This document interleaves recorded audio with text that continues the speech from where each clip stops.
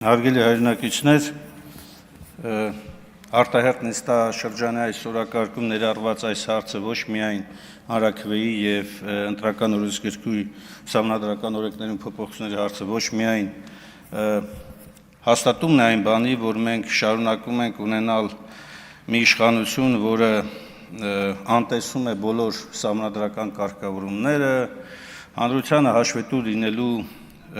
պարտավորությունը, ավելին ներկայացված նախագծով, որն առերևույթ հակասահմանադրական հստակ ուղղվածություն ունի, փորձ է արվում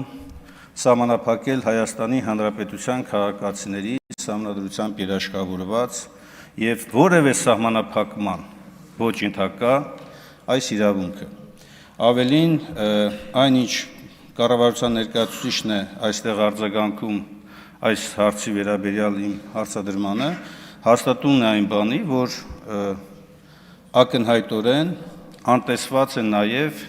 Հայաստանի օրենսդրությամբ պահանջված մի շարք ընթացակարգեր, այդ թվում նաև Վենետիկի հանձնաժողովին, որը ընտրական օրենսդրության շրջանակներում հանդիսանում է Հայաստանի Հանրապետության կարևորագույն գործընկեր կազմակերպությունը եւ միջազգային ստանդարտներ առաջ մղող կազմակերպությունը, առանց այս կազմակերպության նույնիսկ ներկայացրած կոնկրետ փոփոխությունների կարծիքի միանգամից երկու ընթերցում է նախատեսվում, ինչը նաեւ վկայում է գործող իշխանության հակապետական